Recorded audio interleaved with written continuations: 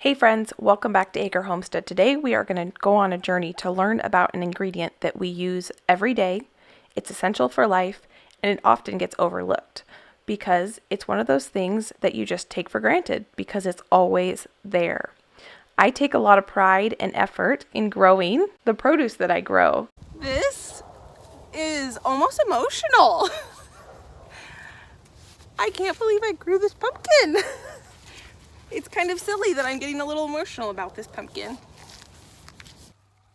It brings me so much joy to put in the work of researching the varieties I want to grow, building the gardens, watering them, fertilizing them, and learning where my food comes from. I take pride in learning where my food comes from. If I don't grow it, I really like to find local farmers that do grow things in my area, and I also like to learn different farming practices and trying to find farms that align with my values. I know where most of my food comes from, not everything, but the more I learn, the more I want to know. And there's something that we tend to overlook, and that is the humble salt. Salt is essential for life. Every human, animal, and creature needs salt to survive. Why don't we take a deeper look in where salt comes from and see if we can find the most ethical and healthiest salt out there possible?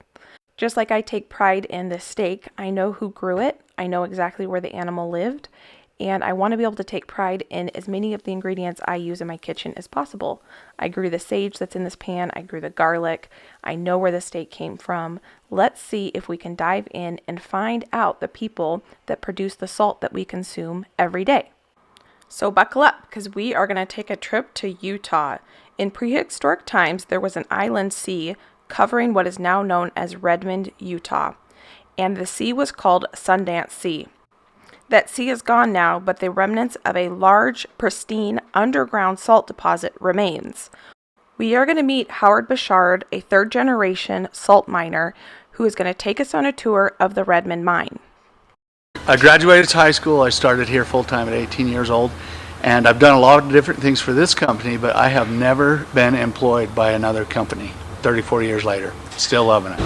My grandpa and his brother and my dad as a young man started the company in 1958. But they weren't the original landowners. The land that they inherited here, they inherited from their dad. So my great-grandpa owned the land and just farmed it. And my understanding that the reason the salt was discovered is the earliest pioneers or settlers to the valley found the salt because it was exposed to the surface here, and their animals would always frequent this area. So they get investigating, why is my cow or horse, sheep always hanging out in that spot? And they find it's because of the salt was exposed and the animals was here to get the salt. To the north of their property and on the south of their property was two existing salt companies that were before 1958 that had started up.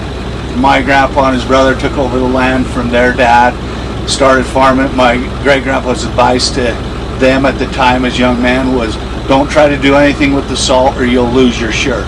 Knowing that the salt was on their land, but just farming to earn family income. It was a drought in 1958 that caused them to start mining a little salt to supplement some money to feed the family because the crops were doing so poorly because of the drought.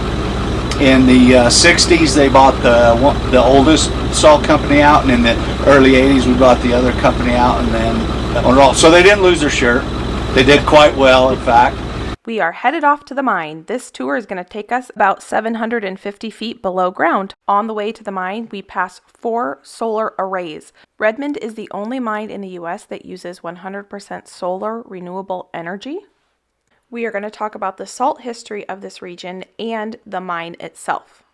Eventually, the Sundance Sea dried up and left behind the salts and minerals that once saturated its waters.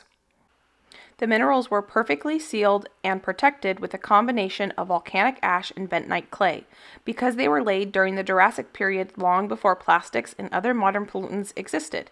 Here you can see a linear separation between the bentonite clay above and the hard mineral deposits below. And let's go into the mine. Most of the salt deposits actually start 40 to 50 feet below ground, but in some areas the salt does stick up above the ground, and that is where the livestock found it. Redmond practices room and pillar mining as opposed to open pit mining. Room and pillar mining is a more economically and environmentally friendly practice. because you do not have to find a way to dispose of the overburden and you do not have to disturb the earth's surface. A lot of mining is referred to as strip mining, and what that means is there's a vein of product that they're trying to get, and they're mining the entire vein against whatever else type of ground it sets against, limestone, sandstone, whatever, right?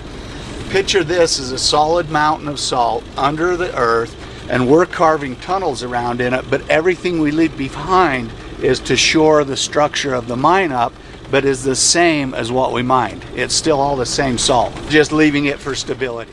All the salt in this mine is the same, but there are 3 different products that come out of this mine, and it only takes 18 team members to remove 650,000 tons of salt each year. The 3 different products of salt that come out of this mine are road salt, animal salt, and salt for human consumption. Road salt and animal salt is blasted out of the mine. They drill holes in the wall, they put explosive in, they explode it, and then they pick it up with a front end loader and put it into a 70-ton truck and bring it to the crushers. The human consumption salt, or the Redmond real salt, is grinded off the walls, so there's no possible contaminations of explosives in your table salt. Redmond real salt does not have anything taken out of it or added back to it. Conventional salt has all its minerals stripped from it, and then they add anti-caking agents and they add iodine back to it. Redmond doesn't do any of that. The salt that is on the table is the salt that came out of this mine. Even though this salt is mined, it is considered a sea salt because it came from the Sundance Sea, and because of that, there are over 65 trace minerals in this salt. The different minerals give it its different colors. For example, the magnesium in it gives it its dark color, which is actually known to produce a good flavor. Then there is sodium chloride, which is the salt part, and that's the white part of the salt. But the amalgamation of all the 65 minerals is what gives it its unique color. There is natural iodine in this salt. The color is just all those trace minerals. To show the scale of the roads we've been driving on, here is the bus. They are 70 feet tall, 30 feet wide, and there's 80 feet between each level because there are multiple levels and roads in this mine. That's kind of a rule, Becky, just so you know. In order for me to take you back out of the mine, is everybody has to lick a wall before I haul you back out. You don't want to have one designated wall licking station though, right? No. Yes, on my tours ask me all the time when I have them underground and I'm showing them our process, do you do anything after you mine it to wash it or clean it? And I tell them absolutely not. It's 100% natural. I tell them, take this as an example. Would you rather have something that's evaporated off of our oceans today that's had all kinds of pollutants and contaminants over the last several hundred years induced into it, or something that's been protected underground, not exposed to any pollutants or contaminants since the Jurassic period? It's a no-brainer for me. I know what I'm going to put on my family's table. Redmond has 3 different grinding facilities depending on if it's industrial, animal, and human consumption salt.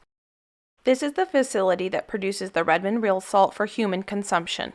Once the salt comes out of the mine, it is dumped into the stainless steel pit. It then goes through a food-grade, totally enclosed chute that sends it into the grinder and crusher. This is what determines the final size of the end product.